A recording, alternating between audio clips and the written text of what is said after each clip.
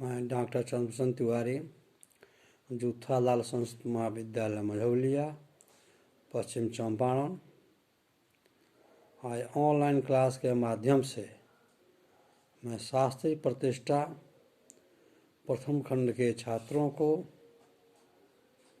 अभिज्ञान शाकुंतलम के कुछ श्लोक को स्पष्ट करना चाहता हूँ, क्योंकि अभिज्ञान शाकुंतलम नाटककार कुलगुरु कालिदास की रचना है। हम सभी यह जानते हैं कि काव्यों में नाटक का स्थान अत्यंत महत्वपूर्ण है और उन नाटकों में अभिज्ञान शाकुंतलम का कुछ विशेष स्थान है, क्योंकि कुलगुरु कालिदास नाट्य कला में प्रवीण है और विषय वस्तु के वर्णन करने में भी बड़े ही चतुर है। अभिज्ञान शाकुंतलम का जो नाम से स्पष्ट हो जाता है कि अभिज्ञान का अर्थ पहचान होता है। जैसे आजकल हमारे भारत सरकार ने पहचान के लिए आधार कार्ड निर्धारित की गई है एवं वोटर आइडेंटिटी कार्ड भी पहचान के रूप में उपलब्ध है। ठीक इस प्रकार इस अभिज्ञान शाकुंतलम में शकुंतला का जो पहचान होता है वो अंगूठी के माध्यम से होता है। अंगूठी महाराज दुष्यंत की दी हुई अंगूठी है। जब कौरवों के आश्रम में दुर्वासा पहुँचते हैं एवं शाकुंतला जब उनका आतिथ्य सत्कार नहीं कर पाती है तो वो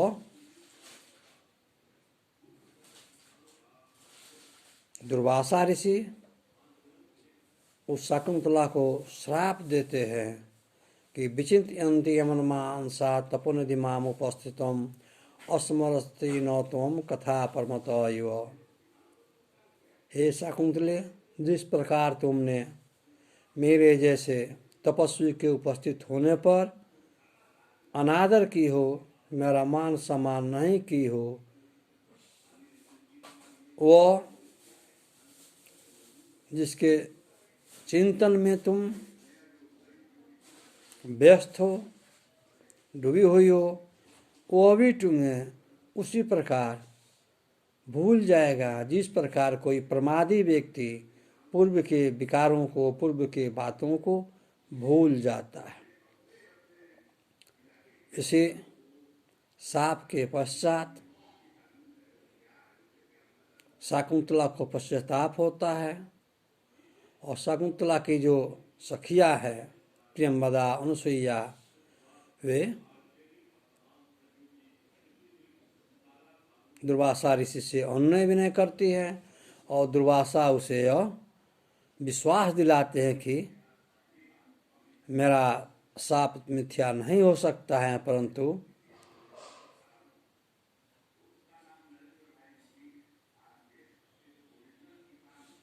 राज दरबार में ये अपना जब पहचान प्रस्तुत करेगी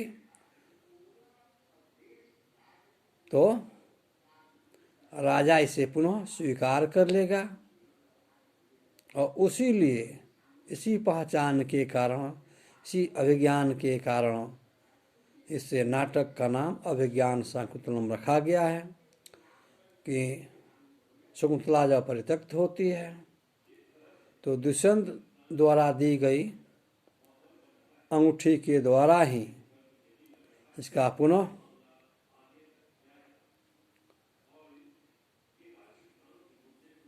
दुष्यंत के राज दरबार में स्वीकारोक्ति होती है एवं इसके समर्थन में आकाशवाणी भी हो जाती है। इसीलिए इसे नाटक का नाम अभिज्ञान शाकुंतलम रखा गया, क्योंकि इस अंगूठी के द्वारा इस शाकुंतल का पहचान हुआ है, पहचान कराया गया है।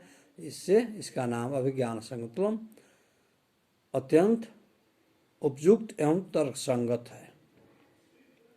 इसी संदर्भ में मैं आज जो ऐसे अभिज्ञान शाकुंतलम के द्वितीय अंक के कुछ श्लोकों को मैं छात्रों के समक्ष प्रस्तुत करना चाहता हूँ, जो अत्यंत ही परीक्षोपयोगी एवं कल्याणकारी है। जैसा कि हम सभी अभिज्ञान शाकुंतलम के माध्यम से यह जानते हैं कि यह शाकुंतला अत्यंत सुंदर है। यह शाकुंतला ऋषि कन्या न होकर अप्सरा की पुत्री है, क्योंकि पूर्व में ही महाकवि कालिदास ने इस नाटक में लिखा है, मानुषिभ्यम कथम नु अस्पादस्य रूपस्य संभव, क्योंकि मनुष्यों में इस प्रकार की सुंदर कन्या का उत्पत्ति होना असंभव है। अर्थात यह जो शाकुंतला है निश्चित ही किसी देव या गांधर्व की कन्या हो सकती, इसका दुष्यंत का अनुमान है, जो पूर्णतः सटीक उतरता है। इसे श्लोक में पुनः दुष्यंत शाकुंतल के सौंदर्य की प्रशंसा करता है, वर्णन करता है। इस संदर्भ में वह कह रहा है कि अनघम तद्रूपम अनाघ्रात पुष्पम, अनघम तद्रूपम अनाघ्रात पुष्पम, कररूहे अलुनम किशलयम, अनाविधम रत्नम, अनास्वादितरसम एव नवमधु पुण्यानाम अखंड फलम एवं विधि इहम क भूतारम समुपस्त्यास्यति न जाने। अनघम तद्रूपम अनाघ्रातम पुष्पम, कररुहे अलुनम किशलयम, किशलयम अनाविधम रत्नम, अनास्वादि तरसम, नवमधु पुण्यानाम अखंडम फलम इव विधि इहम क भोक्तारम समुपस्त्यासति न जाने। अर्थात इससे अभिज्ञान शाकुंतलम के सुंदर श्लोक में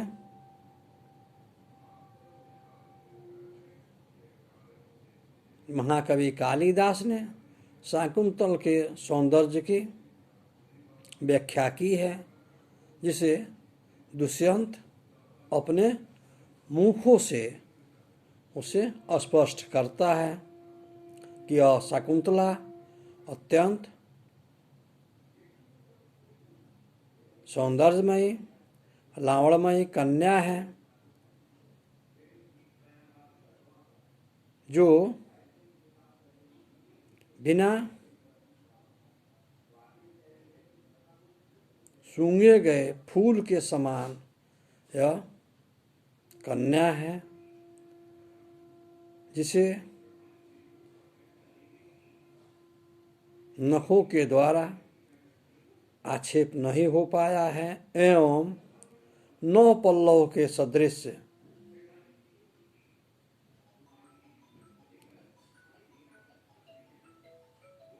9 पल्लवों के सदृश रत्न के तुल्य 9 चखे गए मधु को और पुष्पों के अखंड फल की तरह है। न जाने विधाता इस संसार में किसकी इस शकुंतला का उपभोक्ता बनाया है। अर्थात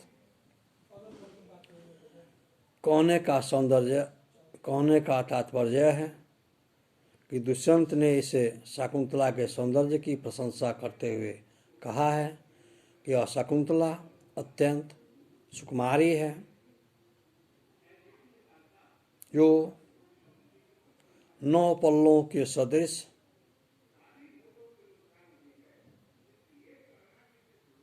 किसी तरह के इस पर कुप्रहार नहीं हुआ है, एवं बिना सूंघे गए फूल के सदृश है। यह फूल जिसे नखों के द्वारा नहीं बिधा गया है, एवं यह मधु के समान है। अतः ब्रह्मा ने इसके लिए किसी उपयुक्त पति चुना है। अर्थात इसे सुंदरी के योग्य वर ब्रह्मा ने किसे नियुक्त किया है। इस प्रकार की उसके सौंदर्य की व्याख्या महाकवि कालिदास ने दुष्यंत के शब्दों में किया है। अर्थात इस श्लोक में उसकी सुकुमारता, सौंदर्यता का वर्णन किया गया है। ठीक उसी प्रकार जो दूसरा श्लोक है, अमुनापि सर्वभोग्ये, अमुनापि सर्वभोग्ये आश्रमे वसति अध्याक्रांता रक्षा भोगातम अदमपि प्रतिभं तपः सचिनोति वसिनः अस्यापि केवलं राजपूर्व पुण्यः मुनि शब्दः चरणद्वन्द्वः गीतम मुहुया स्पृशति। अर्थात यह जो शाकुंतला है वो आश्रम ग्रहण करने के योग्य आश्रम में निवास करता है। अर्थात जिस प्रकार कोई तपस्वी आश्रम में निवास करता है एवं प्रजा पालन रूपी अनुष्ठान के द्वारा यह भी प्रतिदिन तप संचित करता है। अर्थात राजा प्रजापालक होता है, वो अपनी तप रूपी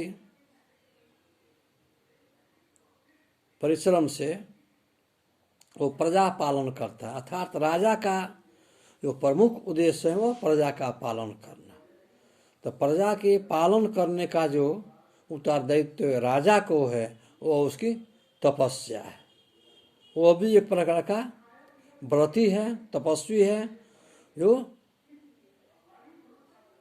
प्रजा का समुचित देख रेख उसका पालन करता है। अर्थात जिस राजा के द्वारा प्रजा को अत्यधिक सुख प्राप्ति होती है वो राजा इस लोक में अत्यंत ही प्रिय हो जाता है। और यह ऋषि के आश्रम पर जो शकुंतला कन्या है वो भी तपस्या कर रही है। अर्थात कहने का अभिप्राय है कि दोनों तपस्वी हैं। एक तरफ शकुंतला ऋषि के आश्रम पर तपस्या करती है और दूसरी तरफ जो यह राजा है वो प्रजा के रूप में वो अपनी अथी करता है, प्रजा सेवन करता है। इसलिए इस श्लोक में राजा की तुलना एक ऋषि से की गई है, क्योंकि राजा भी प्रजा का पालन करता है वह भी एक तपस्या है, एवं ऋषि भी जो अपनी तपस्या करते हैं वह भी तपस्या है। अर्थात राजा और ऋषि की इसमें तपस्या की तुलना की गई है। राजा को राज ऋषि की संज्ञा प्राप्त है कि वह राज ऋषि है, एवं यह जो ऋषि है वह मात्र तपस्वी है, ऋषि है, एवं राजा राज ऋषि होते हैं। यही दोनों में अंतर है। फिर भी ये दोनों तपस्वी है। ऋषि भी तपस्या करते हैं और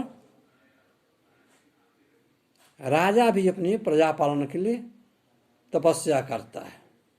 अर्थात दोनों को तपस्वी की संज्ञा दी गई है, दोनों की तपस्वी की मान्यता है और दोनों अपने अपने अनुसार तप करते हैं। अर्थात प्रथम श्लोक में जो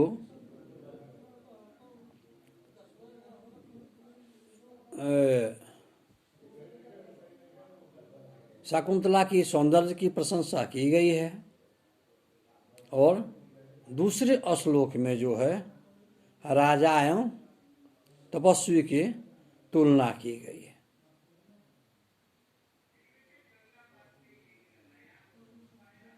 इसमें कहा गया कि सबके द्वारा आश्रय ग्रहण करने योग्य आश्रम में निवास करता है एवं प्रजा पालन रूपी अनुष्ठान के द्वारा यह भी प्रतिदिन तप संचित करता है।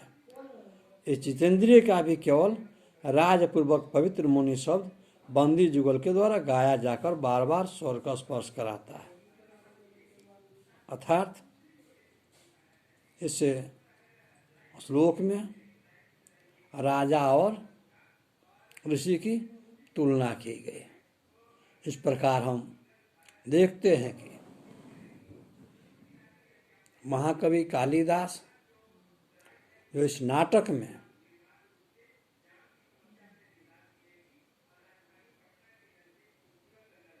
एक तरफ शकुंतला की सौंदर्य की प्रशंसा करते हैं तो दूसरी तरफ राजा और ऋषि की तप की तुलना करते हैं। अर्थात हमारे कुल गुरु महाकवि कालिदास की जो वर्ण कला है, नाट्य कला है, वो अत्यंत ही रमणीय एवं सौंदर्यीकृत युक्त है।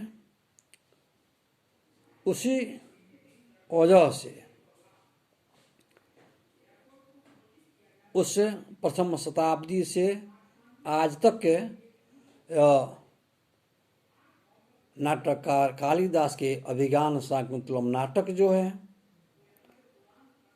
अभिनय किया जाता है और यह आज भी समाज में प्रतिष्ठा प्राप्त नाटक है।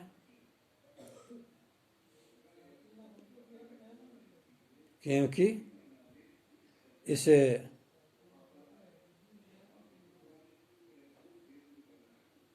नाटक में नाटककार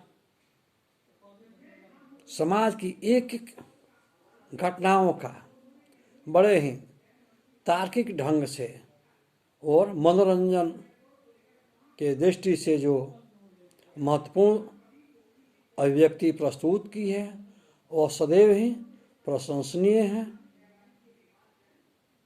अर्थात हमारे